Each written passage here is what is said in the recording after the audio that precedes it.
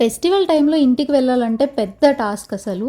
ఎంత ట్రాఫిక్ ఉంటది, ఎన్ని వెహికల్స్ ఉంటే అసలు మన బస్ వెతుక్కోవడమే చాలా కష్టం. ఇన్‌ఫాక్ట్ బస్ టికెట్స్ దొరకడమే చాలా కష్టం. నాకు అతి కష్టం మీద దొరికిందనమాట. అది కూడా విండో సీట్ అయితే కాదు. నిన్న జర్నీలో నాకైనా పెద్ద స్టంట్ ఏంటి అంటే బస్ ఆల్రెడీ నా స్టాప్ క్రాస్ అయిపోయినట్టు ట్రాకర్‌లో చూపిస్తుంది. సో, నాకింకా టెన్షన్ వచ్చి నేను ఇక్కడే ఉన్నాను, ఇదెప్పుడు వెళ్ళిపోయింది అని చెప్పి వాళ్ళకి కాల్ చేస్తే వాళ్ళేమీ రెస్పాండ్ అవ్వలేదు. సో, ఇంక చూసి అక్కడ ఒకళ్ళుంటే వాళ్ళని అడిగాను. ఆ అంకుల్ చెప్పారు వాళ్ళకి కాల్ చేసి, ఇంకా స్టాప్‌కి ఇంకా రాలేదు, వాళ్ళు పిన్ పాయింట్ క్లోజ్ చేసుకున్నారని చెప్పి.